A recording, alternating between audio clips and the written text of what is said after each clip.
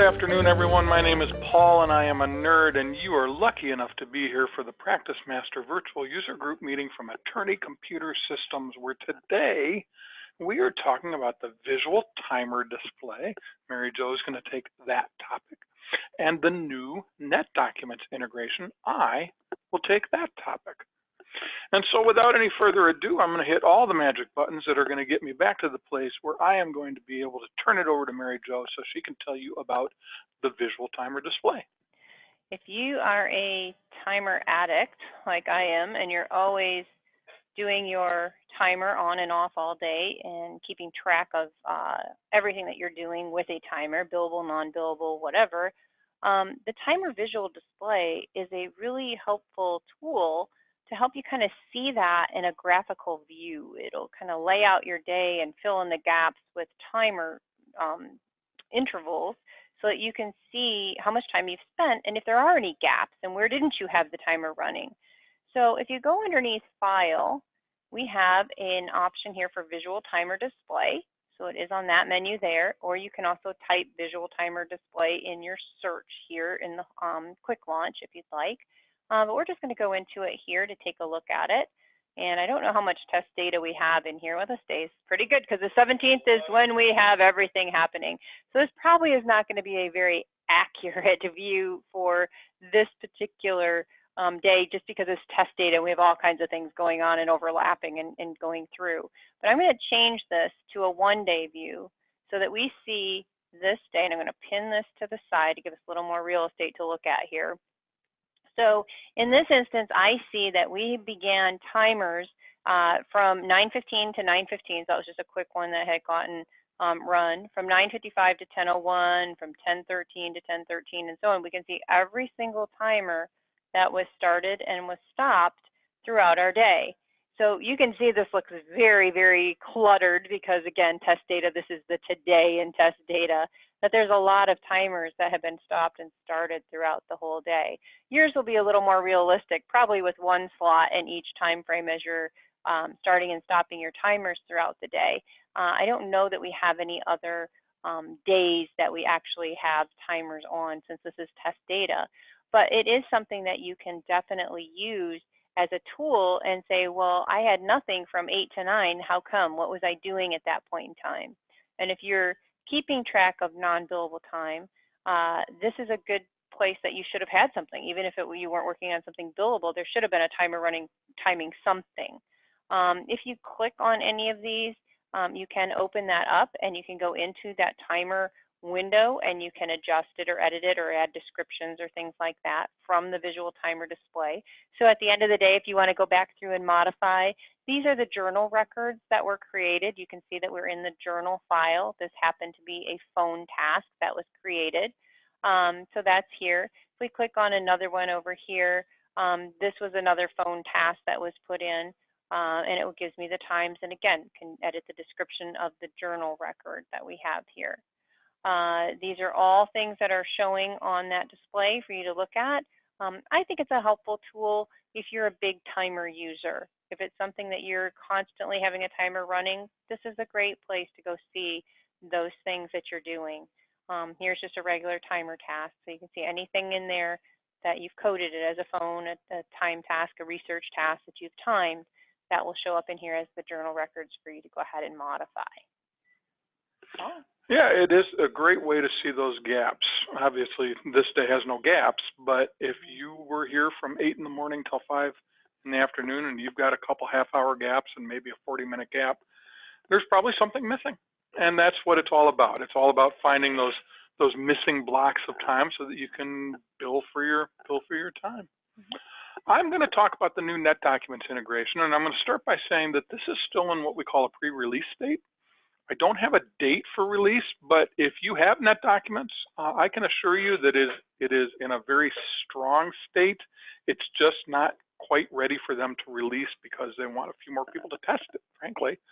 So if you have NetDocuments and you're interested in it, there's no charge. All you need to do, you do need to be on maintenance. So let us know and we will get you into that pre-release. And either you can either configure it yourself or we can help you. But the point is, it is in a pre-release state. you can get on that pre-release and test it. Or if you feel more comfortable waiting, you can certainly wait. Now, many of you may know that we have integration built into PracticeMaster for World Docs. And the original intent in building the NetDocuments integration was to mimic that level of integration that we have with World Docs, so that our clients that have NetDocuments can enjoy the same integration into PracticeMaster that people that have World Docs have been enjoying for years and years. It's turned out to be something that's gone a little bit farther than that, and I have a feeling it'll go even farther as time progresses. But for starters, whether you know or not, that integration will show up in the client file in the Matter Manager. So, and you see there it said accessing NetDocuments information. I'll tell you why it said that in a minute, because it's very cool. If you have World Docs integration turned on, you will find a display World Docs documents here under Take Action. If you have NetDocuments integration turned on, you will see a view NetDocuments Workspace. Now, I'm going to get on the only client, or matter I should say, in my system that has some NetDocuments documents. That's Michael Larson's ADA employment issue. And I'm going to go ahead and click on View NetDocuments Workspace. Now, I haven't logged into NetDocuments yet, so I'm going to log in as Paul at paulpurdue.com, because that's the sample system that we have. And so the first time that you do this, if you aren't already authenticated in NetDocuments, then it will do that for you. And here I am. I'm looking at the repository for Attorney Computer Systems, and I am looking at the workspace for the Matter ADA employment issue for Michael Larson. That word workspace is important. If you're familiar with what the World Docs integration does, it just goes out and searches for all the documents that fall into that particular matter. That's the way the NetDocuments integration was originally built. It was just search results, kind of in a screen like this, but they dug a little deeper and found that a lot of clients create special workspaces for certain matters. A workspace is like the way that you want to see everything for a particular matter, and you can pull up 7 different matters and see 7 different types of workspaces, just different organizational cues, the way things are organized is what's different from one workspace to another.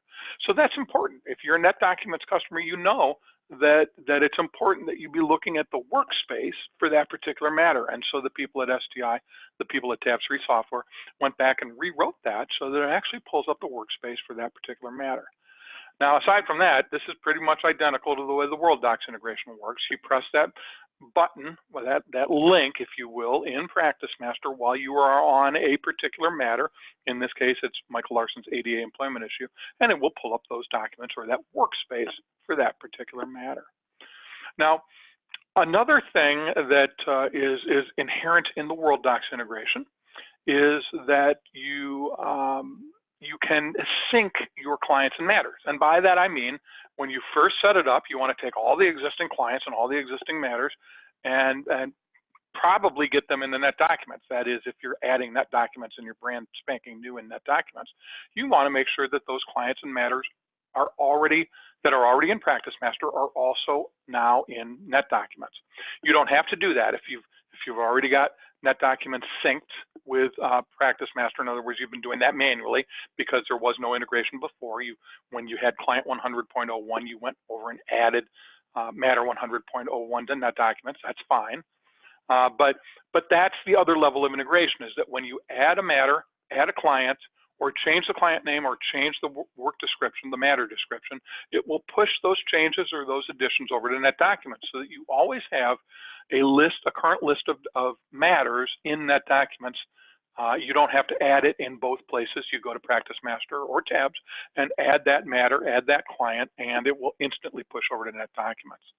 Now, if we go into the configuration for this, I will explain that, again, it's pretty much like the way the World Docs is set up. I'm not going to disable my user access, but this button, when you first come in, will say Enable User Access, and then you also go over and you identify the repository. Most firms only have one repository, but some have a couple kind of sandbox repositories to play with things in NetDocuments. And so you want to identify the repository that really has all your documents in it. And then you identify how you represent the client and matter number in NetDocuments, and then you identify the fields from NetDocuments that you want the client and matter numbers to push over to from PracticeMaster. And then, as I said, you can run this sync now. You can press this button and sync now, and it will take anything that doesn't already exist in NetDocuments but does exist in PracticeMaster, make sure that it's in there and that it has the same name and the same description. What's really cool about this and what is different than the way the WorldDocs integration works is you set this up once for one user. So one user that has admin rights to NetDocuments, the NetDocuments administrator, would set this up under their user profile or using their name, their user credentials. And then you do not need to set up this integration for all other users. That on the surface may not seem all that exciting, but it really is. Here's why. In the firms that we have that do have WorldDocs integration turned on, they have to turn it on for every user that uses WorldDocs, not just the one. And so it's a challenge, it's a chore, and it has to be done every time you add a new user.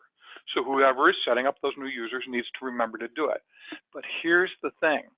If a user enters PracticeMaster, signs in, and for whatever reason WorldDocs is not running, it will present them with a message that says, hey, I see you're set to integrate PracticeMaster with WorldDocs, but WorldDocs isn't running. Do you want to go into the settings screen? And naturally, the person doesn't read that, and so they say, yes, get rid of this message for me. And that takes them into the settings screen. They didn't mean to, but that's where they are. Then they're in a totally unfamiliar screen, so they press the X to get out, and it says, hey, do you want to save these settings? And they say, yes, get rid of this stuff. And they have now just disabled WorldDocs integration. So it can get a little bit problematic when you have to set it up for each user because the user can accidentally turn it off. Now, you may be thinking, big deal, they can't get to their WorldDocs documents. Yes, but also when they add a matter or they add a client or they change a work description, that's not getting pushed over to WorldDocs. So that's significant. The fact that NetDocuments does not require that to be on for every user, and in fact, you just kind of set up this connection on a system level, that is significant. It does have some significant ramifications. Now, the one last thing that I want to show you that is totally new and totally cool is this. You may have noticed when I clicked on Client File, it said, very briefly, it said accessing NetDocuments information. What it was doing was going out and kind of establishing that connection in the background so that now every matter that I go to will have a NetDocuments tab right within PracticeMaster. Not just the NetDocuments link that you see over here, but come on, cursor. Sorry. There we go, the NetDocuments Workspace, but also this tab. And you'll notice that we can apply filters and column layouts and quick views so that you can build quick views and filters around these records that appear to be coming from PracticeMaster, but really aren't. They're coming from NetDocuments. And that's just another way that A, you can get these documents right in front of your users totally within PracticeMaster, and B, you can come up with very unique and firm-specific ways to show those documents, to divide them up, to give people quick views that are meaningful to them for that particular type of record, that document type of record. So that is also very cool, and that is the extent of the NetDocuments integration. Next month, we are going to talk about how to move fees and how to replicate fees in PracticeMaster. Okay, and Patty's warning me of something. So new version, a recent version enhancement to PracticeMaster is that we can now move fees between clients and we can now replicate them. Mary Jo is going to show you how to move them. I'm going to show you how to replicate them. Two things that you couldn't do before that you now can. And of course, we wouldn't want to forget to tell you about all the content that we have on our website. We are having a little bit of trouble with our website at this very moment in time. So I'm just going to describe that if you go out to our website, attorneycomputersystems.com, and you click on the videos link in the menu at the top, you will be taken to a list of 6 video titles that we have. 4 of them are live events. 3 of those live events are VUGs, virtual user group meetings. And the other, you're currently in the PracticeMaster virtual user group meeting. We also have one for World Docs, and we have one for Tabs.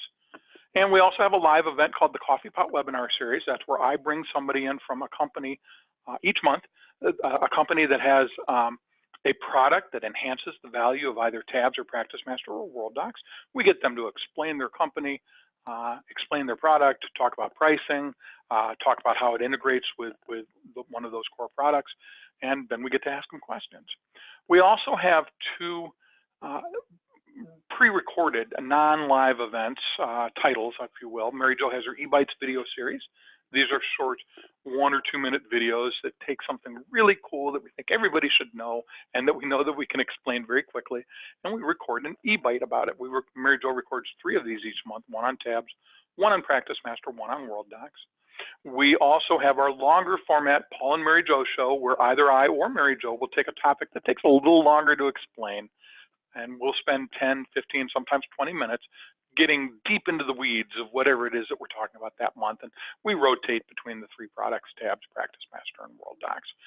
We have somewhere between 800 and 900 videos on our site. They are there for you to browse.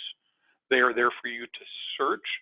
So some people just come in and start browsing through the PracticeMaster virtual user group videos and looking for something that interests them.